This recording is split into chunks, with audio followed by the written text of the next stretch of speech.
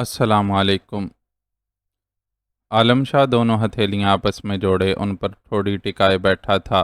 اس کی آنکھوں میں گہرا اضطراب کروٹیں لے رہا تھا، لیکن لب ساکت تھے۔ ایک قریبی صوفے پر نیلی سر پر دوپٹہ اوڑھے ہاتھ میں تسبیح لیے بیٹھی تھی، اور تسبیح کے گرتے دانوں کے ساتھ اس کے ہونٹ مسلسل حرکت کر رہے تھے۔ اعظم کو کچھ دیر قبل اس نے سلا دیا تھا، اس لیے وہاں کوئی آواز پیدا کرنے والا نہیں تھا۔ سکینہ شاہ اور صداقت شاہ کو عالم نے خود ہسپتال سے رہائش گاہ بھجوا دیا تھا۔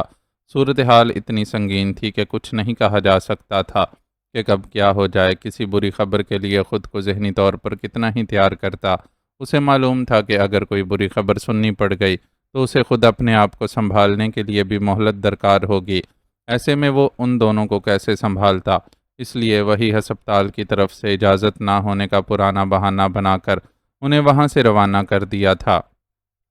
ماما ماما، اعظم سوتے میں بڑبڑایا تو کمرے کی خاموش فضا میں ذرا سا ارتعاش پیدا ہوا۔ نیلی جلدی سے اٹھ کر اس کے قریب گئی اور پائنتی بیٹھ کر اسے ہولے ہولے تھپکنے لگی۔ اسی وقت ہلکی سی دستک کے ساتھ دروازہ آہستہ سے کھلا۔ نیلی اور عالم دونوں نے بیک وقت دروازے کی طرف دیکھا۔ انہیں وہاں سفید بالوں اور سفید ہی بھووں والے ڈاکٹر یوان منگ کا چہرہ دکھائی دیا۔ چہرے پر گہری سنجیدگی طاری تھی۔ وہ دونوں ہی مضطرب سے ہو کر کھڑے ہو گئے۔ سجل۔ نظریں آپس میں ملیں تو عالم شاہ کی زبان سے فقط ایک ہی لفظ نکل سکا: ہمت سے کام لو۔ یوان منگ نے اس کے شانے پر ہاتھ رکھ کر جیسے ہی یہ سہ حرفی جملہ بولا، اس کے دل نے اپنی ایک دھڑکن کھو دی۔ میں سارا وقت آپریشن تھیٹر میں موجود تھا اور پورے یقین سے اس بات کی گواہی دے سکتا ہوں کہ اس آپریشن کو کرتے ہوئے پروفیسر اینڈریو نے اپنا پورا تجربہ جھونک دیا تھا، لیکن میں نے کہا تھا نا کہ وہ انسانیت سے عاری درندہ ہے۔ عالم شاہ کے لیے لیکن سے آگے کی داستان سننا ممکن نہیں تھا۔ وہ چیخ پڑا اور اس کے پاؤں لڑکھڑانے لگے۔ نیلی بے اختیار اسے سہارا دینے کے لیے آگے بڑھی۔ تم غلط سمجھ رہے ہو۔ یوان منگ کو گڑبڑ کا احساس ہوا۔ کوئی غلط فہمی نہیں ہے۔ میں نے تم سے پہلے ہی کہا تھا کہ جو درندہ اتنے سارے بے گناہ انسانوں کی جان لے چکا ہے، وہ میری سجل کے ساتھ کوئی رعایت کیسے کرے گا؟ اس نے اپنے شانے پر رکھا یوان منگ کا ہاتھ جھٹکا۔ ایسا کچھ نہیں ہوا۔ تمہاری بہن زندہ ہے اور اسے آپریشن تھیٹر سے ICU میں منتقل کیا جا رہا ہے۔ ہمیں فکر صرف یہ ہے کہ اس آپریشن کے بعد اس کی باڈی کیسے رسپانس کرے گی۔ اس کا ایک ہاتھ پہلے ہی کام کرنا بند کر چکا ہے۔ اب دیکھنا یہ ہے کہ ہوش میں آنے کے بعد کیا نتیجہ سامنے آتا ہے۔ ہو سکتا ہے کوئی معجزہ ہو جائے، ہو سکتا ہے کوئی ایک عضو یا پھر پوری باڈی ہی پیرالائز ہو جائے۔ تم لوگوں کو ذہنی طور پر ہر چیز کے لیے تیار رہنا ہوگا۔ یوان منگ نے اپنی بات پوری کی تو عالم شاہ کی رکی ہوئی سانسیں بحال ہوئیں اور دل نے بھی ایک بار پھر دھڑکنا شروع کر دیا۔ شکر گزاری کا احساس کب اس لمبے چوڑے مرد کی آنکھوں میں آنسو لے آیا، اسے خود بھی پتہ نہیں چل سکا۔ اللہ نے چاہا تو وہ ٹھیک ہو جائیں گی۔ ان کے ساتھ ہم سب کی دعائیں ہیں، اور سب سے بڑھ کر اعظم ہے۔ اعظم کی محبت انہیں اپنی بیماری کو شکست دینے پر مجبور کر دے گی۔ نیلی جو ڈاکٹر یوان منگ اور عالم شاہ کی گفتگو کے دوران دم سادے کھڑی رہی تھی، اس جذباتی موقع پر آگے بڑھی اور عالم کو حوصلہ دیا۔ انشاءاللہ۔ وہ جواباً فقط اتنا ہی کہہ سکا: تم لوگ ریسٹ کرو، فی الحال سجل کو انڈر آبزرویشن رکھا جائے گا اور کسی کو اس سے ملاقات کی اجازت نہیں ہوگی۔ چاہو تو اس عرصے میں اپنی رہائش گاہ پر بھی جا سکتے ہو۔ ڈاکٹر یوان منگ کو پاکستان میں رہنے کا تجربہ تھا اور وہ پاکستانی قوم کی جذباتیت سے واقف تھا، اس لیے براہ راست اسے ہسپتال سے جانے کا کہنے کی بجائے محض مشورہ دینے پر اکتفا کیا۔ شکریہ ڈاکٹر، میں یہیں رہوں گا۔ As you wish. چونکہ عالم کا جواب خلاف توقع نہیں تھا، اس لیے ڈاکٹر یوان منگ مسکرا کر کہتے ہوئے واپس چلا گیا: میرے خیال میں تم اعظم کو لے کر رہائش گاہ چلی جاؤ، وہاں یہ بھی آرام سے رہے گا اور تم بھی تھوڑا ریلیکس کر لو گی۔ اسے معلوم تھا ہسپتال کا یہ کمرہ کتنا ہی آرام دہ سہی، نیلی کو مختلف وجوہات کی بنا پر بندہ بندہ سا رہنا پڑتا تھا، اور اعظم کو بھی ہسپتال کے پروٹوکولز پورے کرنے کے لیے باندھ کر رکھنا پڑتا تھا۔ اس لیے جیسے ہی یہ واضح ہوا کہ ابھی لمبے عرصے تک اعظم کو سجل کے سامنے لے جانے کی نوبت نہیں آئے گی، نیلی کو مشورہ دیا: کہہ تو آپ ٹھیک رہے ہیں، لیکن میرے خیال میں آپ کو بھی میرے ساتھ چلنا چاہیے۔ نہیں، میں یہیں رہوں گا۔ باہر سرمد موجود ہے، تم دونوں اس کے ساتھ چلے جاؤ۔ اس نے فوراً انکار کر دیا۔ ڈاکٹر یوان آپ کو بتا چکے ہیں کہ فی الحال آپ کی یہاں کوئی ضرورت نہیں ہے، تو بہتر ہوگا کہ آپ بھی ہمارے ساتھ چلیں۔ آپ فون پر اپنے والدین کو باخبر کریں۔ اس کے مقابلے میں اگر خود جا کر انہیں ساری صورتحال بتائیں تو انہیں زیادہ تسلی ہوگی۔ نیلی آہستہ آہستہ ان لوگوں سے بے تکلف ہوتی جا رہی تھی، اس لیے عالم کے انکار کے باوجود اس سے اصرار کی ہمت کر بیٹھی۔ خدا نخواستہ یہاں کوئی ایمرجنسی ہو گئی تو وہ متذبذب تھا، تو اسے سنبھالنے کے لیے یہاں ڈاکٹرز موجود ہیں، سرمد کو بھی یہیں رہنے دیجیے گا۔ اللہ نہ کرے کوئی مسئلہ ہوا تو رہائش گاہ بھی کوئی اتنی زیادہ دور نہیں ہے کہ پہنچنے میں گھنٹوں لگ جائیں، چند منٹ ہی کی تو ڈرائیو ہے، یوں چٹکی بجاتے پہنچ جائیں گے آپ یہاں۔ اس کے اتنے اصرار کے پیچھے عالم کی ابتر حالت تھی۔ بظاہر اس عرصے میں وہ خود کو سنبھال لے رہا تھا، لیکن نیلی نوٹ کر رہی تھی کہ وہ بہت تھکا ہوا اور اعصاب زدہ ہے۔ اس کی آنکھوں کی سرخی گواہی دے رہی تھی کہ وہ مسلسل نیند سے محروم رہی ہیں۔ ایسے میں اسے آرام کی اشد ضرورت تھی، لیکن اس نے براہ راست آرام کا مشورہ دینے کی بجائے اس سے اس کے والدین کے حوالے سے بات کی تھی۔ ان لوگوں کے ساتھ رہتے ہوئے اسے اندازہ ہو گیا تھا کہ وہ اپنے خاندان کے ساتھ کتنی گہری وابستگی رکھتا ہے اور ان کے لیے کس حد تک جا سکتا ہے۔ کہہ تو تم ٹھیک رہی ہو، لیکن وہ اب بھی تذبذب کا شکار تھا۔ ٹھیک بات کو مانا جاتا ہے، اس کے آگے لیکن کی گنجائش نہیں ہوتی۔ نیلی نے ذرا دھونس بھرے لہجے میں کہا تو وہ مسکرا دیا۔ اس لڑکی سے مختصر عرصے میں ان کے خاندان کا اپنائیت کا رشتہ بن گیا تھا، شاید اس لیے کہ خود اس کا دل زخمی تھا اور وہ دوسروں کے دکھ کو زیادہ بہتر طور پر سمجھنے کی صلاحیت رکھتی تھی۔ کچھ دیر بعد وہ اس کے اور اعظم کے سنگ ہسپتال سے روانہ ہوا تو ایک حسین چہرے نے یادداشت میں اپنی جھلک دکھائی۔ یہ چہرہ اجالا کا تھا۔ اس خود پسند اور خود سر لڑکی نے زندگی میں پہلی بار اس کے دل کے تاروں کو چھیڑا تھا، لیکن حالات ہی ایسے نہیں تھے کہ وہ اس سے حال دل کہہ پاتا، اور اب تو ملاقات کا امکان بھی نہ ہونے کے برابر تھا۔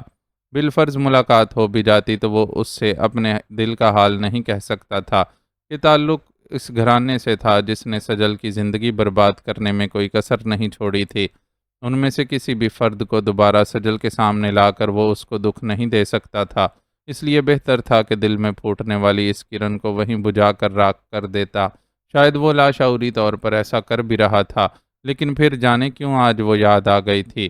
کچھ حیرانی سے وجہ کھوجتے ہوئے اس کی نظر ساتھ والی نشست پر بیٹھی نیلی کے چہرے پر پڑی تو ٹھٹک گیا۔ اگرچہ وہ لڑکی اجالا کی طرح خوبصورت اور خوش لباس نہ تھی، لیکن اس کا دل بہت خوبصورت تھا۔ خوبصورت چہروں کے مقابلے میں خوبصورت دل رکھنے والے لوگ زندگی کے سفر کو آسان بنانے کے لیے زیادہ عمدہ انتخاب ہوتے ہیں۔ یہ خیال بھی اچانک ہی اس کے ذہن میں آیا تھا، اور وہ پہلی بار نیلی کو کسی اور زاویے سے دیکھ رہا تھا۔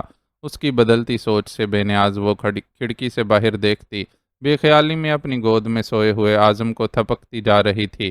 ایک سادہ اور عام سی لڑکی جس کا اپنا دل زخمی تھا، لیکن وہ دوسروں کا درد بانٹنے کا ہنر جانتی تھی۔ تم ابھی تک گھر نہیں گئے امار؟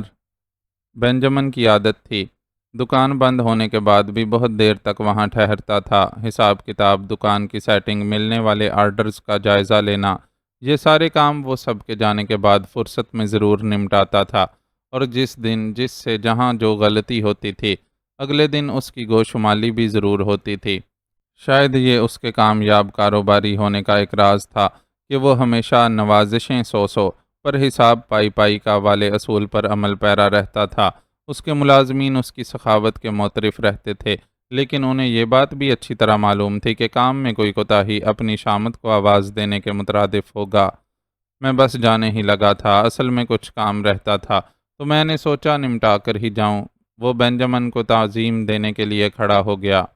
کمال ہے، میں اپنے کام میں اتنا مصروف تھا کہ اندازہ ہی نہیں ہوا تم ابھی تک یہاں موجود ہو۔ وہ تو بس ابھی دکان کا جائزہ لے رہا تھا تو تمہیں دیکھا۔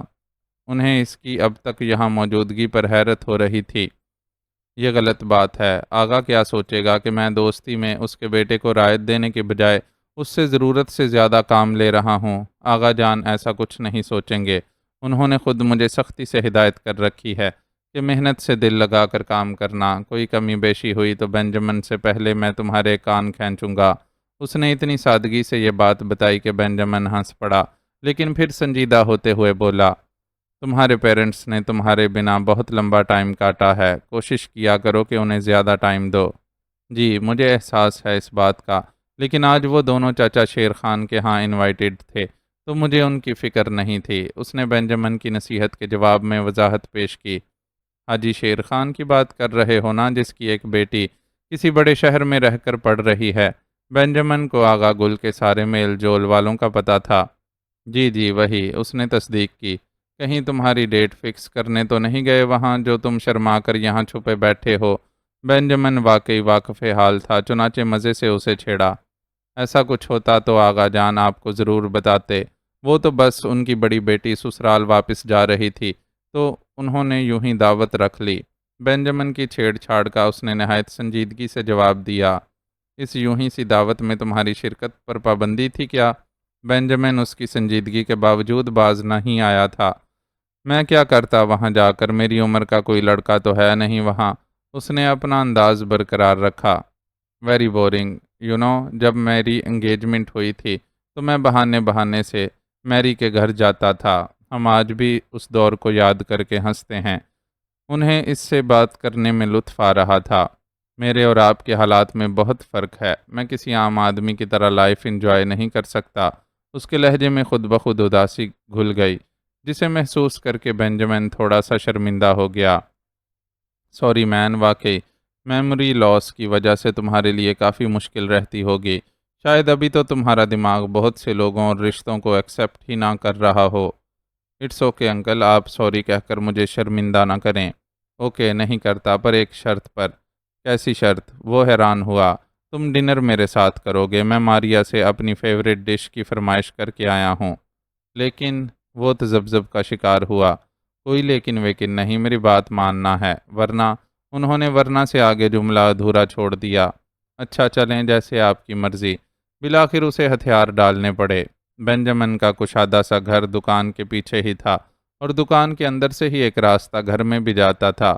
وہ اسے اسی راستے سے گزار کر گھر لے گیا۔ ہم فرسٹ فلور پر رہتے ہیں، گراؤنڈ فلور کو میں نے گودام بنا لیا ہے۔ پہلے بیٹے یہاں تھے تو گودام دوسری جگہ تھا، لیکن اب کچھ عرصے سے یہیں شفٹ کر لیا ہے۔ اتنی بڑی جگہ یوں ہی بیکار پڑی ہوئی تھی۔ اسے اپنے ساتھ لے کر سیڑھیوں کی طرف بڑھتے ہوئے بینجامن نے اسے آگاہ کیا تو اسے اس بوڑھے کی تنہائی کا شدت سے احساس ہوا۔ وہ بھی تو اپنے پیچھے ایک ایسے ہی تنہا اور اداس بوڑھے کو چھوڑ کر آیا تھا۔ بس تسلی تھی تو اتنی کہ جو کچھ کیا تھا کسی مادی فائدے کے لیے نہیں، بلکہ مقصد کے لیے کیا تھا، اور جب انسان بڑے مقاصد کے حصول کے لیے کوشاں ہو تو قربانیاں بھی بڑی دینا پڑتی ہیں۔ یہ لو بھائی دیکھو، تمہاری اسپیشل ڈش کے لیے بہت اسپیشل گیسٹ ساتھ لے کر آیا ہوں۔ اب جلدی سے ڈنر سرو کر دو تاکہ ہم دو ہنگری مین اینگری ینگ مین میں تبدیل نہ ہوں۔ وہ درمیانی قامت کی بینجامن سے 2-4 برس چھوٹی عورت تھی، جو دروازے سے اندر داخل ہوتے ہی سامنے آ گئی، اور بینجامن نے اس پر نظر پڑتے ہی بہت لہک لہک کر اس سے یہ الفاظ کہے تھے۔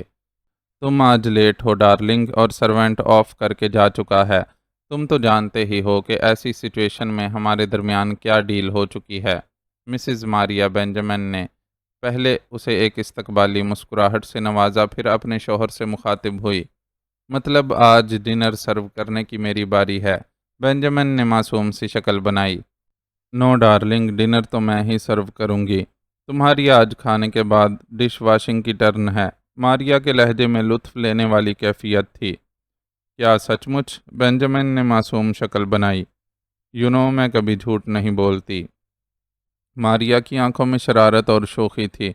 ان کے ساتھ گزارے سارے وقت میں وہ ان میاں بیوی کے درمیان جاری نوک جھونک دیکھتا رہا۔ یہ شاید اپنی تنہائی کو بانٹنے کا ایک طریقہ تھا۔ بیٹوں کے چلے جانے سے گھر کی جو رونق روٹھ گئی تھی، وہ اسے اپنی شوخیوں سے بحال کرنے کی کوشش کرتے تھے۔ بہترین کھانا اپنی جگہ، اس کو ان کی صحبت نے بہت لطف دیا۔ وہ بھی اس کی موجودگی سے خوش نظر آتے تھے۔ اس نے ان کے بہت روکنے پر بھی کھانے کے بعد برتن دھونے کی ذمہ داری خود سنبھال کر گویا ان کے دل ہی جیت لیے۔ ان کے ساتھ بہت خوشگوار وقت گزار کر جب وہ وہاں سے رخصت ہوا تو ماریا اس سے دوبارہ جلد آنے کا وعدہ لے چکی تھی۔ وہ بہت اچھے موڈ کے ساتھ ان سے رخصت ہوا۔ وقت اگرچہ کافی زیادہ ہو گیا تھا، لیکن اسے پیدل گھر کی طرف جاتے ہوئے کوئی بوجھ محسوس نہیں ہو رہا تھا۔ بینجامن نے اسے اپنی گاڑی پر ڈراپ کرنے کی پیشکش بھی کی تھی، لیکن اس نے انکار کر دیا تھا کہ وہ تاخیر سے کھانے کے بعد کچھ چہل قدمی کا متمنی تھا، اور اس کی اس خواہش نے بینجامن کو بھی زیادہ اصرار نہیں کرنے دیا تھا، اور اب وہ خرامہ خرامہ گھر کی جانب گامزن تھا۔ اپنے رہائشی علاقے میں پہنچ کر حاجی شیر خان کے گھر کے قریب سے گزرتے ہوئے اسے وہاں ہونے والی دعوت کا خیال آیا۔ وہ دعوت جس کا مینیو اس کی پسند کو مد نظر رکھتے ہوئے طے کیا گیا تھا اور جس میں اس نے جان بوجھ کر شرکت نہیں کی تھی، اسے معلوم تھا کہ اس کی عدم شرکت سے سب سے زیادہ پریوش ہرٹ ہوئی ہوگی، لیکن وہ کیا کرتا کہ اسے ہرٹ کرنا ضروری تھا۔ کبھی کبھی کسی کو آگے کی بڑی تکلیف سے بچانے کے لیے چھوٹی تکلیف سے گزارنا پڑتا ہے۔ اس نے بھی پریوش کے ساتھ یہی کیا تھا۔ سوری، وہ دل ہی دل میں اس سے کہتا خاموشی سے اس کے گھر کے آگے سے گزر گیا۔ اب تھوڑا ہی راستہ باقی رہ گیا تھا۔ آخری تاریخوں کے چاند کی وجہ سے آسمان روشن نہیں تھا، لیکن کہیں کہیں گھروں سے باہر آتی روشنی نے ماحول کو مکمل تاریک ہونے سے بچایا ہوا تھا۔ وہ اس مدھم روشنی میں مزے سے آگے بڑھتا جا رہا تھا کہ خود سے کافی آگے جاتے ہوئے ایک حیولے پر نظر پڑی۔ پہلی نظر میں ہی اندازہ ہو رہا تھا کہ وہ کوئی عورت ہے جس نے دونوں ہاتھوں میں کچھ اٹھا رکھا ہے۔ یہاں کی عورتوں کی بہادری اس سے چھپی ہوئی نہیں تھی، پھر بھی اس وقت کسی عورت کو تنہا دیکھ کر تھوڑی سی حیرت ہوئی۔ حیرت تجسس میں ڈھلتی، اس سے قبل ہی خاموش ماحول میں کسی موٹر سائیکل کے انجن کی آواز نے ارتعاش پیدا کیا۔ اس آواز نے عورت کو بھی ٹھٹکا دیا اور اس نے یوں بے چین ہو کر ادھر ادھر نظریں دوڑائیں جیسے کوئی آڑ یا پناہ ڈھونڈ رہی ہو، لیکن بدقسمتی سے وہ ایسے کھلے حصے میں تھی جہاں قریب میں کوئی مکان وغیرہ نہیں تھا۔ اسے چھپنے کے لیے پیچھے اس طرف آنا پڑتا جہاں وہ موجود تھا، لیکن اسے اس کی بھی مہلت نہیں مل سکی اور دیکھتے ہی دیکھتے وہ روشنی میں نہا گئی۔ یہ روشنی اس موٹر سائیکل کی ہیڈ لائٹ کی تھی جس کی آواز پل بھر قبل سنائی دی تھی۔ وہ جو موٹر سائیکل کی آواز پر ہی اضطراری طور پر آڑ میں ہو چکا تھا، روشنی میں نمایاں ہوتی پریوش کو دیکھ کر چونک گیا۔ موٹر سائیکل سواروں کے جسم پر موجود وردی کی وجہ سے ان کی شناخت تو ویسے ہی واضح تھی کہ وہ بھارتی فوج کے سورما ہیں۔ اے لڑکی، کہاں جا رہی ہے؟ موٹر سائیکل چلانے والے نے سخت لہجے میں پریوش سے پوچھا، جبکہ اس کے پیچھے بیٹھا ساتھی اتر کر پریوش کی طرف بڑھنے لگا۔ یہ منظر دیکھ کر اس کا دل چاہا کہ آڑ سے نکل کر پریوش کے ساتھ جا کھڑا ہو، لیکن اسے خود کو ملنے والی ہدایات یاد تھیں۔ اسے حتی الامکان ایسے کسی بھی معاملے میں پڑنے سے بچنا تھا جس میں الجھ کر اپنے مقصد سے دور ہونے کا اندیشہ ہو۔ خود کو قابو میں رکھے وہ اس امید پر ان کے درمیان ہونے والا مکالمہ سننے لگا کہ شاید وہ لوگ معمولی پوچھ گچھ کے بعد پریوش کو جانے کی اجازت دے دیں۔ بتایا نہیں تو انہیں کہاں جا رہی ہے؟ پریوش نے جواب نہیں دیا، اس لیے موٹر سائیکل سے اتر کر اس کے قریب آنے والے نے اپنے ساتھی کا سوال دہرایا۔ اپنے چچا کے گھر جا رہی ہوں۔ پریوش کے لہجے سے ظاہر تھا کہ اس نے خود پر بہت جبر کر کے اس کے سوال کا جواب دیا تھا۔ اور اس میں کیا ہے؟ اس نے پری کے ہاتھ میں موجود ٹفن کی طرف اشارہ کیا۔ ٹفن میں کھانے کے علاوہ اور کیا ہو سکتا ہے؟ نہ کرتے بھی پری کے لہجے میں تلخی آ ہی گئی۔ تم لوگ تو کچھ بھی لے جا سکتے ہو، کوئی بم، کوئی ہتھیار، کارتوس وغیرہ وغیرہ۔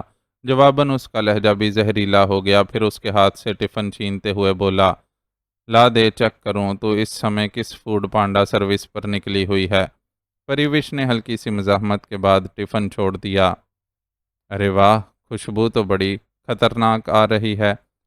لگتا ہے کوئی بڑھیا کشمیری پکوان تیار کر کے لے جا رہی ہے اپنے چاچے کے لیے۔ وہ ٹفن کھولتے ہوئے اسے چڑھانے والے انداز میں تبصرہ کر رہا تھا۔ کھل گیا تو 2 انگلیاں سالن میں ڈبو کر منہ میں ڈال کر چوسیں اور آنکھیں میچ کر بولا، سوادش ہے، کشمیر کے حسن جیسا۔ چھوڑو اسے، کیوں اپنے ناپاک ہاتھ ڈال کر پلید کرتے ہو کھانا؟ پریوش تل ملا گئی اور اس کے ہاتھ سے ٹفن جھپٹنے کی کوشش کی، لیکن ظاہر ہے ایک طاقتور سپاہی کے مقابلے میں اس کی کوئی حیثیت نہیں تھی۔ پہلے تو اس نے پریوش کو اس کی کوشش میں کامیاب نہیں ہونے دیا، پھر ٹفن اٹھا کر نیچے زمین پر پھینک دیا، جس سے لازماً سارا کھانا ضائع ہو گیا۔ کمینے کہیں کہ تم کتوں کو بربادی پھیلانے کے سوا کوئی کام نہیں ہے۔ پریوش یکدم ہی آگ بگولا ہو کر سپاہی پر جھپٹی۔ وہ جو آڑ میں کھڑا یہ سارا تماشا دیکھ رہا تھا اور سمجھ چکا تھا کہ اس کی دعوت میں شرکت نہ کرنے کے بعد پریوش یہ کھانا اس کے لیے پیک کر کے لے جا رہی ہے، اس بدلتی ہوئی صورتحال پر یکدم چوکنا ہو گیا اور بے ساختہ ہی اپنی پنڈلی سے بندھا خنجر کھینچ کر نکال لیا۔ دفع کیوں نہیں ہو جاتے تم یہاں سے؟ اجاڑ کر رکھ دیا ہے ہماری جنت کو۔ سپاہی اس کو قابو کرنے کی کوشش کر رہا تھا اور وہ بپھری شیرنی کی طرح اس پر جھپٹے جا رہی تھی۔ رکھ کر دے ایک سسری کی کنپٹی پر اور کندھے پر ڈال کر لے چل، پھر ہم اسے بتائیں گے کہ پلید ہونا کیا ہوتا ہے۔ موٹر سائیکل چلانے والا جو اب تک اپنی جگہ بیٹھا صورتحال سے لطف اندوز ہوتا رہا تھا، پریوش کے جارحانہ انداز کو زیادہ برداشت نہیں کر سکا اور بلند آواز میں اپنے ساتھی کو مشورہ دیا۔ کھیلنے میں مزہ آ رہا تھا بلبل کے ساتھ، پر چل ٹھیک ہے، باقی کا مزہ اب اپنے ٹھکانے پر چل کر ہی کریں گے۔ پریوش کے ساتھ الجھے سپاہی کے الفاظ نے جہاں پریوش کو ٹھٹکا دیا، وہیں آڑ میں کھڑا وہ بھی غصے سے بل کھا کر رہ گیا اور خود کو قابو میں رکھنے کے لیے اسے بڑے جبر سے کام لینا پڑا۔ چپ کیوں ہو گئی میری بلبل؟ تھوڑا اور چہک لے، بستر پر تو ویسے ہی ساری چہکنا بھول جاتی ہیں۔ سپاہی نے پریوش کے ٹھٹکنے کو محسوس کر کے اس کا مذاق اڑایا اور پھر پھرتی سے اس کی طرف لپکا۔ اس نے چیخ مارتے ہوئے بھاگنے کی کوشش کی، لیکن اس کی تیزی کا مقابلہ نہیں کر سکی۔ آڑ میں کھڑا وہ بھی بے بس پریوش کو لڑکھڑا کر گرتے ہی دیکھ سکا۔ سپاہی نے اسے مکمل زمین بوس ہونے سے پہلے اپنے ہاتھوں میں سنبھالا اور پھر کسی بوری کی طرح کندھے پر لاد کر موٹر سائیکل کی طرف بڑھا۔ بس اب اس سے زیادہ برداشت نہیں کیا جا سکتا تھا۔ اس نے اپنی جگہ کھڑے کھڑے تاک کر نشانہ لگایا۔ خنجر سنسناتا ہوا اڑ کر گیا اور سپاہی کی پشت میں گھس گیا۔ اس نے ایک فلک شگاف چیخ ماری اور پریوش کو چھوڑ کر زمین پر لوٹ پوٹ ہونے لگا۔ اب تک وہاں جو ہوتا رہا تھا، مکانات قدرے فاصلے پر ہونے کے باعث سوئے ہوئے مکینوں کو اس کا علم نہیں ہو سکا تھا۔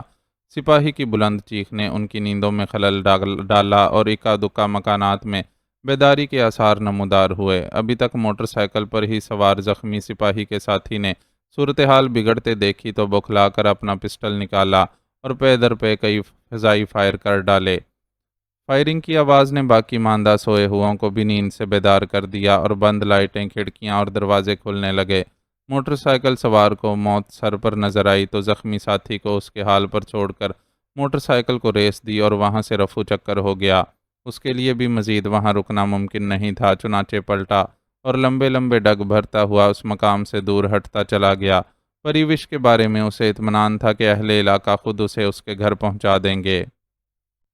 وہ بہت تیز دوڑ رہی تھی، اتنی تیز کہ لگتا تھا کہ پیروں کے ساتھ پر باندھ لیے ہوں اور یہ پر اسے اڑا کر لے جا رہے ہوں، لیکن وہ جا کہاں رہی تھی یہ واضح نہیں تھا۔ اس کے سامنے ایک لامحدود سی وسعت تھی جس کے پار کچھ دکھائی نہیں دیتا تھا، نہ کوئی منزل نہ منزل کا نشان، بس یہ احساس تھا کہ کسی اجنبی اور انجان سرزمین کی طرف جا رہی ہے، اور ایسے سفر تو ہر ایک کے دل میں خدشات پیدا کر دیتے ہیں۔ وہ بھی بری طرح گھبرائی ہوئی تھی، لیکن اس کے باوجود قدموں کو روکنے پر قادر نہیں تھی۔ سجل! تیزی سے آگے بڑھتے کسی کی پکار نے اسے ٹھٹکا دیا، لیکن سفر اب بھی جاری تھا۔ رک جاؤ سجل، میں تمہیں ہرگز بھی نہیں جانے دوں گا۔ اس بار آواز مزید قریب سے آئی تھی۔ میں خود کو روک نہیں سکتی، یہ میرے بس میں نہیں ہے۔ اسے پہلی بار احساس ہوا کہ وہ جس جانب گامزن ہے، خود بھی اس جانب نہیں جانا چاہتی۔ تم کوشش تو کر کے دیکھو۔ کر رہی ہوں کوشش، لیکن مجھ سے نہیں ہو پا رہا۔ اس نے بے بسی سے ہاتھ پیر مارے۔ اچھا تو اپنا ہاتھ میرے ہاتھ میں دے دو، میں خود تمہیں روک لوں گا۔ اتنے یقین سے دعویٰ کیا گیا کہ اس کے پاس انکار کی گنجائش نہیں رہی اور خود کار سے انداز میں اپنا ہاتھ پھیلا دیا۔ فوراً ہی ایک مضبوط مردانہ ہاتھ نے اس کے پھیلے ہوئے ہاتھ کو تھام لیا۔ ہاتھ کا تھاما جانا تھا کہ دوڑتے قدم رک گئے اور ہر طرف چھائی دھند چھٹنے لگی۔ اس نے نمودار ہونے والی روشنی میں اپنا ہاتھ تھامنے والے کی شکل دیکھنا چاہی، لیکن روشنی اتنی تیز تھی کہ اس کی آنکھیں چندے آ گئیں۔ یہ جاگ رہی ہیں، آپ کو ہر طرح کے حالات کے لیے تیار رہنا ہوگا اور خیال رکھنا ہوگا کہ صورتحال جو بھی ہو، آپ کا رد عمل نارمل ہو۔ یہ ایک ڈاکٹر تھا جو اس کے بیڈ کے قریب کھڑا عالم شاہ کو ہدایت دے رہا تھا۔ اس نے ڈاکٹر کی بات توجہ سے سنی اور سمجھنے کے انداز میں سر کو جنبش دی۔ معاذ! وہ جو اپنے سرہانے کھڑے افراد کی گفتگو سے قطعی بے نیاز تھی، اپنی چندیا جانے والی آنکھوں پر ہاتھ رکھ کر بلند آواز میں پکاری، لیکن کچھ دی جانے والی دواؤں کا اثر تھا اور کچھ پیاس سے خشک پڑے حلق اور زبان کے باعث اس کے ہونٹوں سے برآمد ہونے والا معاذ کا نام کسی کی سمجھ میں نہیں آیا اور یوں لگا کہ وہ تکلیف سے چیخی ہو۔ سجل سجل، کیسی ہو میری گڑیا؟ گھبراؤ مت، دیکھو میں تمہارا ادا سائیں تمہارے پاس ہوں اور سب کچھ بالکل ٹھیک ہے۔ اللہ سائیں کی مہربانی سے تمہیں ایک نئی زندگی ملی ہے اور تم اپنے موذی مرض سے نجات پا چکی ہو۔ عالم شاہ بے قراری سے اس پر جھکا بولتا جا رہا تھا۔ الفاظ نے دھیرے دھیرے اس کے دماغ تک رسائی حاصل کی اور بہت دیر تک بند رہنے کے بعد کھلنے والی آنکھیں بھی روشنی کو برداشت کر کے کچھ دیکھنے کے قابل ہونے لگیں۔ ادا سائیں اپنے عین سامنے موجود دکھائی دیتے عالم شاہ کے چہرے کو دیکھ کر اس کی آنکھوں سے بل بل آنسو بہنے لگے۔ روتی کیوں ہو پگلی؟ یہ تو خوشی اور شکر کا مقام ہے۔ عالم نے اپنی انگلیوں کی پوروں سے اس کے بہتے آنسو پونچھتے ہوئے اسے ٹوکا۔ یہ اور بات تھی کہ ایسا کرتے ہوئے اس کی اپنی آنکھوں میں بھی نمی اتر آئی تھی۔ ہمیشہ سے عزیز بہن اپنے پچھلے عرصے کے صبر احسار اور بیماری کی وجہ سے پہلے سے کہیں زیادہ دل کے قریب ہو چکی تھی۔ کوئی اپنا جب ہاتھوں سے نکلنے لگتا ہے تو انسان پر اس کی اہمیت اچھی طرح واضح ہو جاتی ہے۔ عالم شاہ کو بھی لگ رہا تھا کہ کئی دنوں سے اٹکی اس کی سانسیں اب جا کر بحال ہوئی ہیں۔ اب آپ باہر جائیے، مریضہ کو فی الحال آرام کی ضرورت ہے۔ ساتھ کھڑے ڈاکٹر نے اسے ٹوک کر احساس دلانے کی کوشش کی کہ اس قدر جذباتی دباؤ سجل کی صحت کے لیے مناسب نہیں ہے۔ I am sorry doctor. Alam شرمندہ ہوا، پھر سجل کے دونوں ہاتھ اپنے ہاتھوں میں لیتے ہوئے نرمی سے بولا، ابھی تم آرام کرو، میں بعد میں دوبارہ تم سے ملنے آؤں گا اور اماں سائن اور بابا سائیں کو بھی اپنے ساتھ لاؤں گا۔ اعظم، اس نے گویا عالم شاہ کو یاد دلایا کہ ملاقاتیوں کی فہرست میں اس کے بیٹے کا نام شامل نہیں ہے۔ اعظم تو یہیں ہسپتال میں مس نیلوفر کے ساتھ موجود ہے۔ ڈاکٹرز جیسے ہی اجازت دیں گے ہم اس سے تمہاری ملاقات کروا دیں گے۔ عالم شاہ نے اسے اطمینان دلایا۔ پلیز مسٹر شاہ، ہمیں ہمارا کام کرنے دیں۔ ڈاکٹر نے اسے ایک بار پھر ٹوکا تو وہ سجل کو اشارے سے تسلی دیتا ہوا باہر نکل گیا۔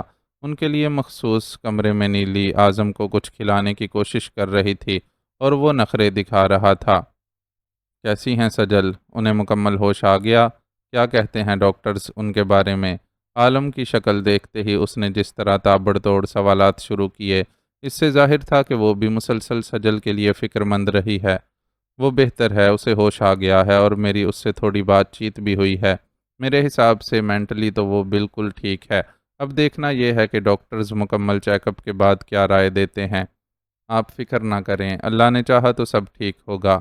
نیلی نے اس کی فکر مندی دیکھ کر خلوص سے تسلی دی اور ایک بار پھر اپنے سابقہ کام میں مصروف ہو گئی۔ عالم نے اس کی اور اعظم کی بانڈنگ کو دلچسپی سے دیکھا۔ وہ بہت آرام سے اسے بہلا پھسلا کر ایک کے بعد دوسرا نوالا کھلاتی جا رہی تھی۔ اعظم بہت زیادہ اٹیچ ہو گیا ہے آپ سے۔ بچے پیار کی زبان سمجھتے ہیں، ان کے ساتھ پیار سے پیش آؤ تو فوراً آپ کے ہو جاتے ہیں۔ اس نے توجہ اعظم کی طرف ہی مبذول رکھتے ہوئے عالم کی بات کا جواب دیا۔ پرہیز تو بڑوں کا بھی نہیں بتایا ڈاکٹرز نے، پیار سے۔ وہ جتنی بے ساختگی سے بولا اتنی ہی تیزی سے نیلی نے سر اوپر اٹھا کر اس کی طرف دیکھا۔ مطلب؟ غیر شعوری طور پر اس کے لہجے میں سختی در آئی تھی۔ کوئی مطلب نہیں، بس ایسے ہی ایک بات آ گئی تھی ذہن میں۔ وہ تھوڑا سا سٹ پٹایا، پھر بات بدلتے ہوئے بولا، بابا سائیں اعظم اور سجل دونوں ہی کی طرف سے بہت فکر مند ہو رہے تھے۔ سجل کے بارے میں ڈاکٹرز کیا کہتے ہیں اور کیا نہیں، اس سے قطع نظر بھی یہ طے ہے کہ وہ کافی طویل عرصے تک اعظم کی پراپر دیکھ بھال کرنے کے لائق نہیں ہو سکے گی۔ کہنے کو تو حویلی میں بہت ملازمین ہیں، لیکن کوئی ایسا فرد بھی ضروری ہے جو اعظم کی ذہنی اور جذباتی کیفیت کو سمجھ کر اسے طریقے سے ہینڈل کر سکے، اور سب سے بڑھ کر یہ کہ خود اعظم اس فرد کو ماں کے نعم البدل کے طور پر قبول کر لے۔ ماں کا نعم البدل ہونے کا دعویٰ تو نہیں اور نہ ہی سجل کے ہوتے ہوئے اس کی ضرورت ہے، لیکن اب تک میں یہ سمجھتی رہی ہوں کہ آپ لوگ اعظم کے حوالے سے میری ذات سے مطمئن ہیں، لیکن اس گفتگو کو سن کر مجھے شک ہو رہا ہے کہ مجھ سے اس کے سلسلے میں کوئی کوتاہی ہوئی ہے۔ نیلی دل برداشتہ دکھائی دینے لگی۔ ارے نہیں، ایسا بالکل بھی نہیں ہے۔ ہم سب تو دل سے آپ کے شکر گزار ہیں کہ آپ نے اس عمدگی سے اعظم کی ذمہ داری سنبھال رکھی ہے کہ ہمیں ایک لمحے کے لیے بھی اس کی طرف سے فکر مند ہونا نہیں پڑا۔ لیکن کیا؟ نیلی کو عالم کا لمحاتی توقف بھی بے چین کر گیا۔ ذہن میں ایک ابہام سا ہے۔ کہ شاید اب آپ یہاں سے واپس نہ جانا چاہیں۔ یہاں پاکستان کے مقابلے میں زیادہ سہولیات اور ترقی کے زیادہ مواقع ہیں، اور پیچھے آپ کے ایسے رشتے ناتے بھی نہیں جن کی خاطر آپ کا واپس جانا ضروری ہو سکتا ہے کہ آپ یہاں سیٹل ہونا پسند کریں۔ عالم نے ذرا وضاحت کی تو وہ کھلکھلا کر ہنس پڑی۔ اسے ہنستے دیکھ کر اعظم بھی اس کے ساتھ ہنسنے لگا۔ کمال ہی کرتے ہیں آپ کے ماموں سائیں، جو بات دور دور تک میرے خیال میں بھی نہیں، یہ بیچارے اس پر جانے کیا کیا سوچ کر ہلکان ہوئے جا رہے ہیں۔ ارے انہیں بتاؤ کہ ہمیں کسی کی ترقی اور خوشحالی سے کچھ لینا دینا نہیں، ہم تو صرف اور صرف اپنے اعظم کی خاطر یہاں ہیں۔ وہ مخاطب اعظم سے تھی لیکن سنا عالم کو رہی تھی۔ معصوم بچہ اس کی بات سمجھے بغیر بس اس لیے ہنسے جا رہا تھا کہ وہ ہنستی ہوئی اس سے مخاطب تھی۔ اگر اعظم کے ماموں سائیں آپ سے درخواست کریں کہ آپ تا زندگی اس کے قریب رہیں تو کیا آپ یہ درخواست قبول کر لیں گی؟ نیلی کی شوخی کے مقابلے میں عالم کا انداز خاصا سنجیدہ تھا۔ وہ کچھ کھٹک سی گئی اور متعجب نظروں سے اس کی طرف دیکھنے لگی۔ کیا آپ مجھے لائف ٹائم جاب کی آفر کر رہے ہیں؟ وہ بھی وداؤٹ سیلری؟ وہ شریر سا مسکرایا۔ میں سمجھی نہیں۔ کھٹک کچھ اور بھی بڑھ گئی۔ میں آپ کو اپنا فیملی ممبر بنانا چاہتا ہوں۔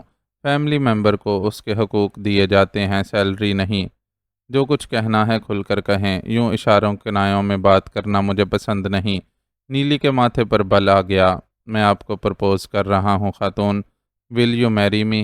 عالم شاہ کو خود بھی اندازہ نہیں تھا کہ وہ نیلی کو اتنی جلدی پرپوز کر دے گا۔ ابھی تو اس نے اس کے کردار سے متاثر ہو کر اس کے بارے میں سوچنا ہی شروع کیا تھا، اور یوں اچانک بات اس کے لبوں پر آ گئی تھی۔ آپ ایسا سوچ بھی کیسے سکتے ہیں؟ نیلی نے غصے سے دانت کچکچائے۔ چہرہ پہلے ہی سرخ ہو چکا تھا اور یہ سوچ سوچ کر خون کھول رہا تھا کہ مومی کی بیوہ کی حیثیت سے واقف ہوتے ہوئے بھی وہ ایسی جرت کیسے کر سکتا تھا کہ اسے پرپوز ہی کر ڈالے۔ نہ صرف میں بلکہ کوئی بھی شخص ایسا سوچ سکتا ہے۔ ایسا سوچنے میں کوئی شرعی اور قانونی قباحت نہیں ہے۔ اس کے مشتعل انداز کے مقابلے میں عالم شاہ کا لہجہ بے حد پرسکون تھا۔ لیکن میں نہیں سوچ سکتی، میری زندگی میں جو مقام مومی کا ہے وہ کسی اور کو نہیں مل سکتا۔ اس نے تیوری چڑھائی۔ مجھے اس کی تمنا بھی نہیں۔ کوئی باشعور انسان کسی دوسرے شخص کا مقام چھیننے کی کوشش نہیں کر سکتا، لیکن انسانی قلب و ذہن میں اتنی وسعت ہوتی ہے کہ وہاں میرے دوسرے لوگوں کو بھی جگہ دے سکے۔ زندگی کسی ساتھی کے ساتھ گزارنا انسانی فطرت کا تقاضا ہے۔ جو لوگ اس تقاضے کو نظر انداز کرتے ہیں وہ اپنے ساتھ ظلم کرتے ہیں۔ میرے سارے تقاضے مومی کی ذات کے ساتھ ختم ہو گئے اور ساری تمنائیں اس کے ساتھ ہی قبر میں دفن ہو چکی ہیں۔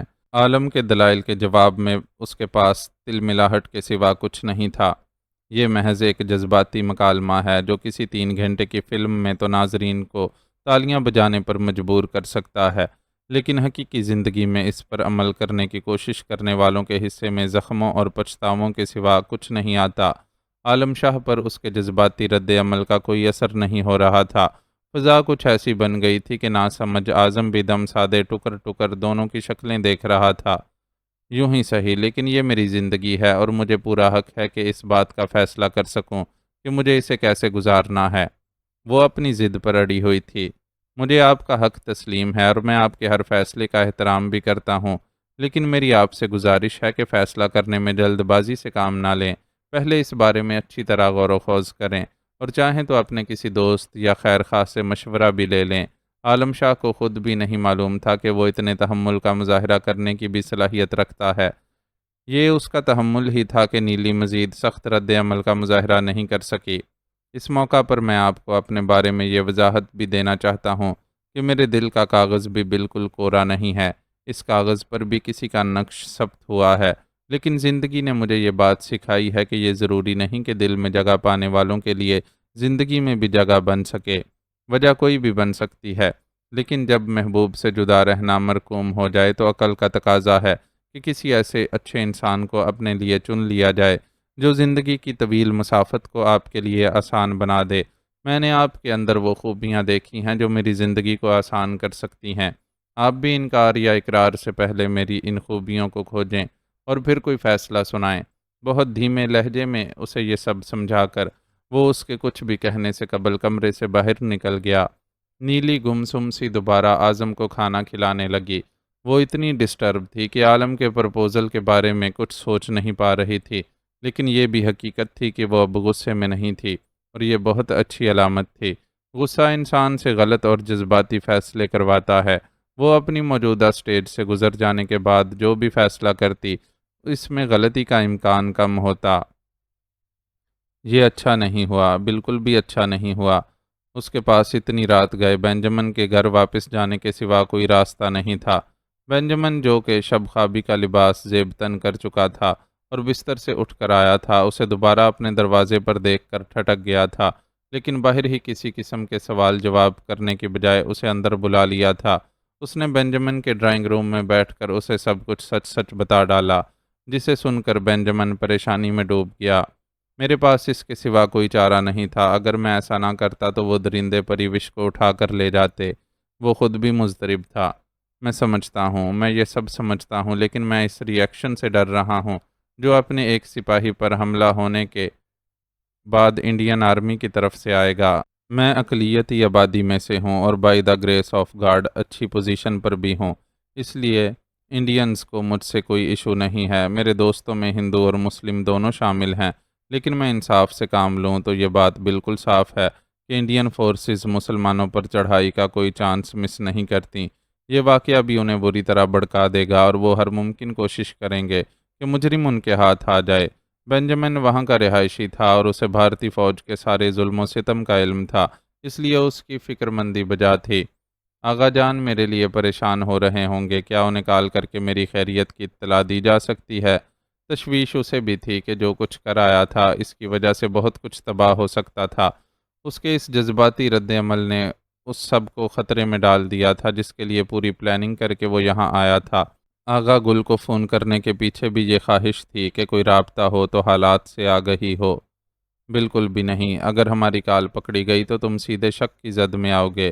آرام سے یہاں بیٹھے رہو، کوئی انویسٹیگیشن ہوئی تو میں کہہ دوں گا کہ رات بہت دیر ہو گئی تھی، اس لیے میں نے تمہیں یہیں روک لیا تھا۔ بینجامن نے قطعیت سے انکار کر دیا، پھر بولا، میں تمہارے لیے گیسٹ روم کھول دیتا ہوں، سکون سے وہاں سو جاؤ، جو ہوگا صبح دیکھا جائے گا۔ جیسا آپ کہیں۔ اس کا ذہن اگرچہ بے شمار سوالات میں الجھا ہوا تھا، لیکن بینجامن کو مختصر جواب دینے پر ہی اکتفا کیا۔ بینجامن اسے اپنے ساتھ گیسٹ روم میں لے گیا۔ صاف ستھرا آرام دہ گیسٹ روم گویا کسی مہمان کی راہ دیکھ رہا تھا۔ عام ضرورت کا سارا سامان یہاں موجود تھا، پھر بھی اگر کسی چیز کی ضرورت ہو تو تم مجھے یا اپنی آنٹی کو بتا سکتے ہو۔ تھینک یو انکل، بس رات ہی تو گزارنا ہے اور اس کے لیے ایک عدد بستر کے علاوہ سب کچھ اضافی ہی ہے۔ اس نے بینجامن کی پیشکش کے جواب میں مسکرا کر کہا، لیکن اس کی مسکراہٹ میں پھیکا پن تھا۔ ہونے والے واقعے کا رد عمل اس کے دماغ میں اندیشے جگا رہا تھا۔ ایک طرف ان کی اپنی ساری منصوبہ بندی پر پانی پھرنے کا خدشہ تھا، تو دوسری طرف پریوش سمیت باقی لوگوں کے انجام کی فکر تھی۔ ٹھیک ہے، تم آرام کرو، پھر صبح بریک فاسٹ پر ملتے ہیں۔ بینجامن نے اس کا شانہ تھپک کر باہر جانے کے لیے قدم اٹھائے، لیکن دروازے کے قریب جا کر رک گیا۔ عمار، جی انکل، اس خنجر پر تمہارے فنگر پرنٹس بھی تو ہوں گے۔ بینجامن نے ایک ایسا نکتہ اٹھایا جو شروع ہی سے اس کے ذہن میں موجود تھا۔ وہ موقع ہی ایسا تھا کہ اسے کسی بھی قسم کی احتیاطی تدبیر کا موقع نہیں ملا اور اب خطرے کی تلوار سر پر لٹک رہی تھی۔ یہ بہت برا ہوا۔ اتنے سالڈ ایویڈنس کے بعد ان کے لیے تمہیں پھانسی پر لٹکانا کوئی مسئلہ ہی نہیں ہوگا۔ اس کی خاموشی نے بینجامن کو جواب دے دیا تھا، چنانچہ اس کی تشویش میں مزید اضافہ ہو گیا۔ کشمیریوں کے خون سے ہاتھ رنگنا ان کے لیے کبھی بھی مسئلہ نہیں رہا۔ اس نے تلخی سے جواب دیا، ابھی تم آرام کرو، صبح حالات دیکھنے کے بعد سوچ سمجھ کر فیصلہ کرتے ہیں کہ کیا کرنا ہے۔ بینجامن اس تلخی کے وجوہات سے واقف تھا، اس لیے بات کو بڑھانے کی بجائے رسان سے کہتا ہوا وہاں سے چلا گیا۔ اس نے بھی بستر سنبھال لیا، لیکن یہ طے تھا کہ آج کی رات اسے نیند نہیں آنے والی۔ سپاہی کے گرنے سے اس کے کندھے پر لدی پریوش بھی زمین بوس ہوئی تھی اور ایک پل کے لیے اس کے حواس جواب دے گئے تھے، لیکن سپاہی کی چیخ و پکار، اس کے ساتھی کی فائرنگ، کھلنے والے دروازے، کھڑکیوں کی کھڑکھڑاہٹ اور پھر لوگوں کے بولنے کی آوازوں نے ماحول کو اتنا پرشور کر دیا کہ وہ اپنے حواسوں میں واپس لوٹ آئی۔ ارے یہ تو حاجی شیر خان کی بیٹی ہے۔ زخمی سپاہی کا ساتھی موٹر سائیکل دوڑا کر وہاں سے بھاگ نکلا تھا اور آنے والے اس کے اور زخمی سپاہی کے گرد جمع ہو گئے تھے۔ ان میں سے چند کے ہاتھوں میں ٹارچیں بھی تھیں اور ان ٹارچوں کی روشنی میں کسی نے پریوش کو شناخت کر لیا تھا۔ تم اتنی رات کو اکیلی کیا کر رہی ہو بیٹی، اور اسے کس نے زخمی کیا ہے؟ ایک بزرگ نے کبھی قریب آ کر اس سے دریافت کیا۔ اس نے ان کے سوال کا جواب تو نہیں دیا، لیکن دھیان اس شخص کی طرف چلا گیا جس نے عین وقت پر سپاہی کو خنجر مار کر اسے اس کے مکروہ عزائم سے بچایا تھا۔ وہ شخص منظر پر نہیں آیا تھا اور وہ جانتی تھی کہ اسے آنا بھی نہیں ہے۔ بھارتی فوجیوں کا مسلمانوں کے ساتھ یہی جو سلوک تھا، اس کے بعد اگر کسی نے اتنی بھی ہمت کر لی تھی تو ایک لڑکی کی آبرو بچانے کے لیے حرکت میں آ گیا تھا تو یہ بھی کم نہیں تھا۔ سامنے آ کر اپنی اس جرت کا اعتراف کرنا خود کو ہلاکت میں ڈالنے کے سوا کچھ نہیں تھا۔ لگتا ہے یہ مرنے والا ہے۔ زخمی سپاہی کی چیخو پکار دھیرے دھیرے دم توڑ گئی تھی اور اب وہ اپنے ہی خون میں لت پت زمین پر بے حس و حرکت پڑا ہوا تھا۔ کسی نے قریب آ کر اس کا جائزہ لینے کے بعد یہ تبصرہ کیا، ایک انڈین سپاہی کی موت کا کیا نتیجہ ہو سکتا ہے، یہ اس سمیت وہاں موجود ہر شخص جانتا تھا۔ قاتل کی تلاش میں وہ زمین و آسمان بھی تہو بالا کر دیتے تو کم تھا۔ مجھے اسے بچانا ہوگا، وہ زیر لب بڑبڑائی اور بے جان پڑے سپاہی کی پشت میں گڑا خنجر ہاتھ بڑھا کر کھینچ لیا۔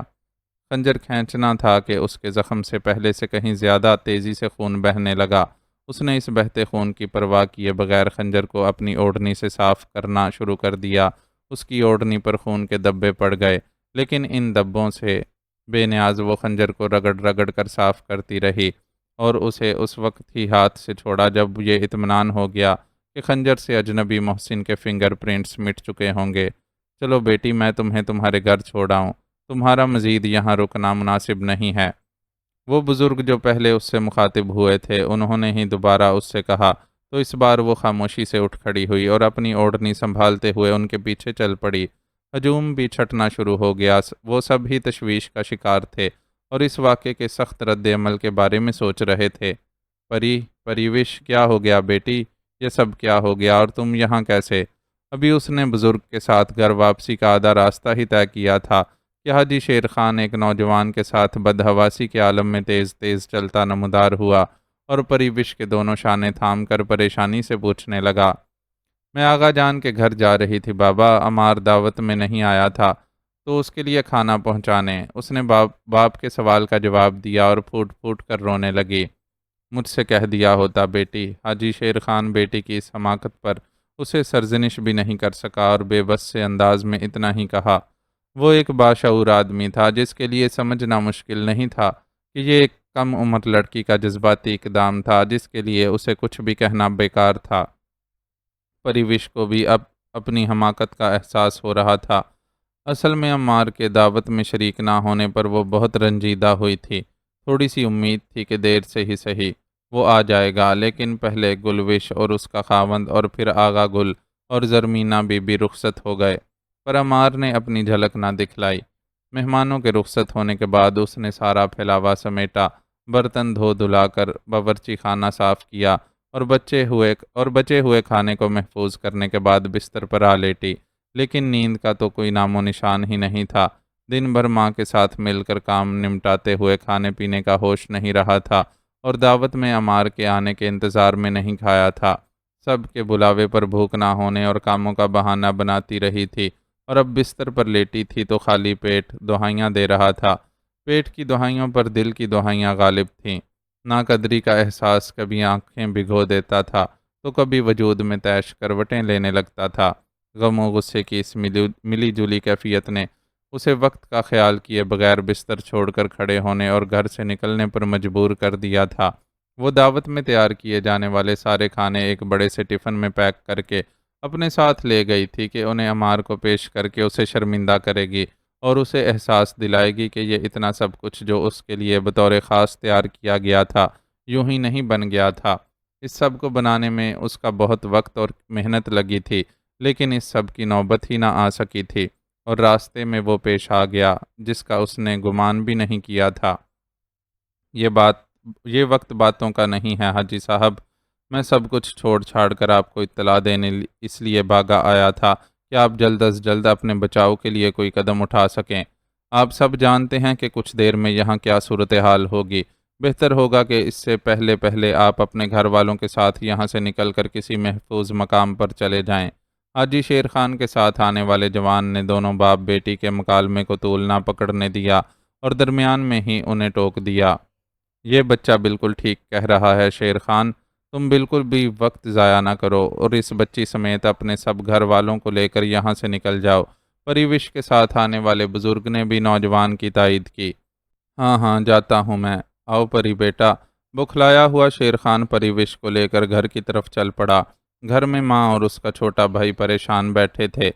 ہمیں ابھی ابھی گھر چھوڑنا ہوگا، سامان سمیٹنے کا وقت نہیں ہے، بس رقم اور سونا ساتھ لے لو تاکہ ضرورت کے وقت کام آ سکے۔ شیر خان نے گھر میں داخل ہوتے ہی اعلان کیا تو ماں حیران پریشان اس کے حکم کی تعمیل کے لیے بھاگی۔ سوال اس لیے نہیں کیا کہ شیر خان کے لہجے سے ظاہر تھا کہ اس کی مہلت نہیں ہے۔ ایسا وقت وادی میں کبھی بھی کسی بھی گھرانے پر آ جاتا تھا، اس لیے جو کچھ ہو رہا تھا پریشان کن ضرور تھا لیکن زیادہ انوکھا نہیں تھا۔ وہ لوگ گھر سے نکلے تو ایک آخری حسرت زدہ نظر ڈال کر نکلے۔ کچھ معلوم نہیں تھا کہ دوبارہ اس گھر کو دیکھنا نصیب بھی ہوگا یا نہیں۔ میرے خیال میں مجھے گھر جا کر حالات معلوم کرنے چاہیے۔ صبح ہوتے ہی وہ گھر جانے کے لیے بے چین ہو گیا تھا۔ نو، ابھی تم سکون سے ناشتہ کرو اور پھر روٹین کے مطابق اپنے کام پر بیٹھو۔ حالات جو بھی ہوں خود ہی معلوم ہو جائیں گے۔ یہاں کون سا کوئی بات چھپتی ہے؟ بنجمن نے اسے واضح طور پر منع کر دیا۔ وہ اس کی بات ماننے کا پابند نہیں تھا، لیکن اس لیے مان گیا کہ ایک تو اس کے خلوص پر پورا اعتماد تھا، دوسرا وہاں کا قدیمی رہائشی ہونے کی وجہ سے بنجمن حالات سے اس کی نسبت زیادہ واقف تھا۔ رات کے کھانے کی طرح ماریا بنجمن نے ناشتے پر بھی خاصا اہتمام کیا تھا، لیکن اس کا کچھ بھی کھانے کو دل نہیں چاہ رہا تھا۔ مشکل سے بس ایک ٹوسٹ چائے کی مدد سے حلق سے نیچے اتارا اور ہاتھ روک لیا۔ تم کچھ کھا کیوں نہیں رہے ہو ینگ مین؟ میں نے اتنی محبت اور محنت سے تمہارے لیے اتنا کچھ بنایا ہے اور تم نے کسی چیز کو ہاتھ ہی نہیں لگایا۔ ماریا نے اسے یوں ہاتھ روکتے دیکھا تو ناراضی کا اظہار کرنے لگی۔ سوری آنٹی، رات کو اتنی لیٹ وہ بھی ہیوی ڈنر کیا تھا تو اب طبیعت کچھ کھانے کی طرف مائل نہیں ہو رہی، اس نے معذرت کی۔ وہ ہیوی ڈنر تو تمہارے انکل نے بھی کیا تھا، لیکن دیکھو اب بریک فاسٹ سے بھی کتنا بھرپور انصاف کر رہے ہیں۔ ماریا نے بنجمن کی طرف اشارہ کیا۔ وہ اپنے سامنے ایک ساتھ دو پیالیاں رکھے بیٹھا تھا، ایک پیالی میں فروٹ سلاد اور دوسرے میں خشک میوہ جات اور دودھ شامل کر کے بنایا گیا جو کا دلیا بھرا ہوا تھا۔ وہ باری باری دونوں پیالیوں سے کھا رہا تھا۔ میرے کھانے پینے پر نظر نہ رکھا کرو مائی ڈیئر وائف، میری عمر کے بندے کے لیے اچھی اور ہیلتھی ڈائٹ بہت ضروری ہے۔ اس عمر میں بندہ ڈائٹ کے زور پر ہی چلتا ہے۔ ہاں، جوانوں کی بات الگ ہے، جوانی کا اپنا زور اتنا زیادہ ہوتا ہے کہ 2-4 ٹائم کی فاسٹنگ سے بندے کا کچھ نہیں بگڑتا۔ لیکن تم نے تو جوانی میں بھی کبھی کسی ایک ٹائم کا کھانا نہیں چھوڑا۔ ماریا نے اسے یاد دہانی کروائی۔ جس کی وائف اتنا ٹیسٹی کھانا بناتی ہو وہ کوئی احمق ہی ہوگا جو خامخواہ فاقے کرے۔ جواب حاضر تھا جسے سن کر ماریا ہنس پڑی۔ اس کے ہونٹوں پر بھی ہلکی سی مسکراہٹ آ گئی۔ ہیپی لائف گزارنے کی یہ ٹرک سیکھ لو، وائف کی تعریف کرتے رہنا بہت ضروری ہے۔ تعریف سے عورتوں کا موڈ ٹھیک رہتا ہے اور شوہر کی لائف سکون میں گزرتی ہے۔ بنجمن نے اس کی طرف جھک کر سرگوشی میں اسے سمجھایا، جس پر اس نے مشکل سے اپنی مسکراہٹ ضبط کی۔ شکر ہے کہ ماریا ان کی طرف متوجہ نہیں تھی، وہ ملازم کو کوئی ہدایت دے رہی تھی۔ باورچی خانے کے کاموں کے علاوہ یہ ملازم دن بھر دیگر چھوٹے بڑے کاموں میں بھی ان کی مدد کرتا تھا۔ صفائی وغیرہ کے لیے البتہ الگ ملازم تھا۔ گھر کے کسی گوشے سے آتی کھٹ پٹ کی آوازوں سے ظاہر ہو رہا تھا کہ وہ ملازم بھی آ چکا ہے اور گھر میں صفائی ستھرائی کا کام جاری ہے۔ تم نے مجھ سے کچھ کہا؟ ماریا ملازم سے فارغ ہوئی تو بنجمن سے پوچھا۔ کچھ نہیں، بس میں عمار سے کہہ رہا تھا کہ بریک فاسٹ کے سارے آئٹم ٹیسٹ کرے اور پھر ڈیسائیڈ کرے کہ کل جو اس نے ڈنر کھایا تھا وہ زیادہ اچھا تھا یا یہ بریک فاسٹ۔ بنجمن نے شوخ لہجے میں ماریا کو جواب دیا تو اس نے محسوس کیا کہ بنجمن کی آواز معمول سے کچھ بلند تھی۔ یکدم ہی اسے احساس ہوا کہ وہ یہ سب کچن اور قریبی کمرے میں کام کرتے ملازمین کے کانوں تک پہنچانے کی کوشش کر رہا تھا اور مقصد یقیناً انہیں گواہ بنانا تھا کہ وہ رات سے یہیں ہے۔ عمار کو چھوڑو، یہ بیچارہ تو بڑے تکلف سے کھاتا پیتا ہے، لیکن تم جو رات کے بعد اب بھی ڈٹ کر کھا رہے ہو، تم بتاؤ کہ ڈنر زیادہ ٹیسٹی تھا یا بریک فاسٹ؟ ماریا نے الٹا بینجامن کو ہی گھیر لیا۔ ارے مجھ غریب کی کیا پوچھتی ہو؟ میں تو آج تک یہ ڈیسائیڈ نہیں کر پایا کہ تم ویڈنگ نائٹ پر زیادہ حسین لگی تھیں یا اس کے بعد آنے والے ہر نئے دن۔ تم سے تو بس باتیں بنوا لو۔ بینجامن کے جواب پر ماریا کا چہرہ گلابی ہو گیا اور کچھ ہی صدا سے بولی، جو بس اسی کی نسل کی مشرقی خواتین کا خاصہ تھی۔ بدلتی اقدار نے عورتوں کو جہاں پریکٹیکل کیا تھا، وہیں اس طرح کے رد عمل سے بھی دور کر دیا تھا۔ تم ہماری گفتگو سے بور تو نہیں ہو رہے عمار؟ بینجامن ماریا کے رد عمل پر مسکرایا اور پھر اس سے پوچھا۔ بور ہونے کے ساتھ ساتھ بیچارے کے سر میں بھی درد ہو گیا ہوگا اور سوچ رہا ہوگا کہ یہ اولڈ مین اور اولڈ لیڈی دن رات چونچیں لڑانے کے سوا کوئی کام نہیں کرتے کیا؟ اس سے پہلے ماریا نے جواب دیا، بالکل بھی نہیں آنٹی، میں تو رات سے بہت انجوائے کر رہا ہوں۔ آغا جان اور بی بی کے درمیان ایسی مزیدار جھڑپیں نہیں ہوتیں۔ بی بی آغا جان کا اتنا احترام کرتی ہیں کہ شاید کبھی ان کے سامنے اونچی آواز سے بولی بھی نہ ہوں۔ اس نے وہاں سٹیج ہونے والے ڈرامے میں اپنا کردار کامیابی سے ادا کیا۔ اسے یقین تھا کہ میز پر سے خالی برتن اٹھا کر لے جاتے ملازم نے اس کے الفاظ اچھی طرح سنے ہوں گے۔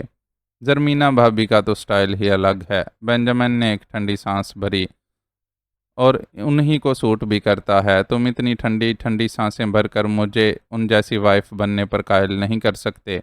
ماریا نے فوراً شوہر کو جتایا تو وہ ہنس پڑا۔ خوش گپیوں کے ساتھ ختم ہونے والے ناشتے کے سلسلے کے بعد وہ اور بینجامن دکان پر پہنچ گئے۔ ابھی دیگر ملازمین نہیں پہنچے تھے۔ بینجامن نے اپنے معمولات کے ساتھ دن کا آغاز کرنے کے بجائے اپنی سیٹ سنبھالی اور اسے پکارا، عمار یہاں آؤ اور میری بات سنو۔ جی انکل، وہ جو ابھی سسٹم آن ہی کرنے لگا تھا، بینجامن کے لہجے کی گمبھیرتا کو محسوس کر کے فوراً اس کی طرف متوجہ ہوا۔ یہاں بیٹھو۔ بینجامن نے اپنے سامنے والی کرسی کی طرف اشارہ کیا۔ کوئی مسئلہ ہے انکل؟ وہ کرسی پر بیٹھ تو گیا، لیکن لہجے میں تشویش تھی۔ مسئلہ تو ہے، تمہارے ہاتھوں زخمی ہونے والا انڈین سولجر کافی سیریس کنڈیشن میں ہسپتال میں ہے۔ اور بینجامن کی زبان لڑکھڑائی۔ اور کیا؟ خدشات میں گرے اس نے اونچی آواز میں پوچھا۔ انڈین آرمی نے رات ہی تمہارے رہائشی علاقے کو گھیرے میں لے لیا تھا۔ گھر گھر کی تلاشی کے دوران کئی جوانوں کو گرفتار کر لیا گیا ہے۔ اور بینجامن کی زبان ایک بار پھر کچھ کہنے سے انکاری ہوئی۔ اس نے زبان سے کچھ پوچھنے کے بجائے سوالیہ نظریں اس کے چہرے پر جما دیں۔ انہوں نے حاجی شیر خان کے گھر کو آگ لگا دی تھی۔ سنا ہے پورا گھر جل کر راکھ ہو گیا ہے۔ اور حاجی شیر اور ان کی فیملی، وہ بے چین ہوا۔ وہ لوگ پہلے ہی نکل گئے تھے۔ اب انڈینز اپنے سپاہی کو زخمی کرنے والے کے ساتھ ساتھ ان لوگوں کو بھی زور و شور سے تلاش کر رہے ہیں۔ وادی میں کافی ٹینشن پھیلی ہوئی ہے۔ بینجامن نے ساری صورتحال اس کے سامنے رکھی۔ آغا جان تو بہت پریشان ہوں گے، مجھے گھر جا کر انہیں تسلی دینی چاہیے۔ وہ وہاں جانے کے لیے پر تولنے لگا۔ ابھی نہیں، سچویشن پوری طرح کلیئر ہو جائے۔ بینجامن نے اسے روکا، جس پر اسے نہ چاہتے ہوئے بھی رکنا پڑا۔ کچھ دیر میں دکان پر کام کرنے والے دوسرے ملازمین بھی آنا شروع ہو گئے۔ آنے والوں کے پاس مزید خبریں تھیں۔ سب سے اہم بات جو پتہ چلی وہ یہ تھی کہ تاحال وقوع والے پورے علاقے میں کرفیو نافذ تھا اور گھر گھر تلاشی کے ساتھ تفتیش و گرفتاریوں کا سلسلہ بھی جاری تھا۔ کئی بار اس کا دل چاہا کہ اس شخص سے رابطہ کرے جس کے متعلق جبار علی نے اسے خصوصی ہدایات دی تھیں۔ وہ شخص اس کا جبار علی سے رابطہ بھی کروا سکتا تھا اور پھنس جانے کی صورت میں محفوظ راستے سے نکالنے کی کوشش بھی، لیکن کوئی چیز تھی جو اسے ایسا کرنے سے روک رہی تھی۔ شاید دل کا وہ تعلق جو قیام کے اس عرصے میں ان لوگوں سے جڑ گیا تھا۔ آغا جان، زرمینا بی بی، حاجی شیر خان اور اس کا خاندان، سبھی لوگ تو اتنے سے عرصے میں بہت پیارے لگنے لگے تھے، اور دل نہیں مانتا تھا کہ ان لوگوں کو اس مصیبت میں گرا چھوڑ کر اپنے لیے کوئی محفوظ راستہ تلاش کرے۔ دوپہر تک کا سارا وقت اسی بے چینی اور پریشانی میں گزرا۔ دکان کے ملازمین میں سے کئی لوگ جانتے تھے کہ وہ اسی علاقے کا رہائشی ہے۔ انہوں نے اس سے اس بارے میں معلومات لینے کی کوشش کی، لیکن اس نے ہر ایک کو یہی بتایا کہ وہ رات سے بینجامن کے گھر میں رکا ہوا ہے، اس لیے اسے بھی بس اتنا ہی معلوم ہے جتنا باقی لوگوں کو۔ اس نے آغا جان اور بی بی کے لیے تشویش کا اظہار بھی کیا، مگر مسئلہ وہی تھا کہ ان کی خیریت معلوم کرنے یا انہیں اپنے بارے میں تسلی دینے کا کوئی ذریعہ ہی نہیں تھا۔ کرفیو کی وجہ سے کسی کا آنا جانا ممکن نہیں تھا، اور فون سروس آرمی والوں نے خود بند کر دی تھی۔ وہ بے دلی سے کی پیڈ پر انگلیاں چلاتا معمول کا کام نمٹاتا رہا۔ دوپہر کے کھانے کا وقفہ ہونے میں کچھ دیر ہی باقی تھی کہ پہلے دکان کے باہر ٹائروں کی تیز چرچراہٹ سنائی دی، پھر کھٹاکھٹ گاڑیوں کے دروازے کھلنے شروع ہوئے۔ متاثرہ علاقے میں جو بھی صورتحال تھی سو تھی۔ عمومی طور پر پوری وادی میں تناؤ کی سی کیفیت تھی، اس لیے ان آوازوں کو کوئی بھی شخص معمول کی آوازوں کی طرح نظر انداز نہیں کر سکا تھا۔ جو جہاں تھا اس نے اپنی جگہ چھوڑ کر یا کم سے کم گردن گھما کر ان مخصوص آوازوں کی وجہ جاننے کی کوشش ضرور کی۔ وہ خود ان لوگوں میں شامل تھا، بلکہ وجہ جاننے کی کوشش کرنے والوں میں سب سے آگے کھڑا تھا، اس لیے اسی نے سب سے پہلے بھارتی سپاہیوں کے یونیفارم کی جھلک دیکھی اور ان کا جارحانہ انداز میں سیڑھیاں چڑھ کر دکان میں داخل ہونا بھی محسوس کیا۔ معزز ناظرین و سامعین، لائک، کمنٹس اور شیئر ضرور کریں۔ شکریہ۔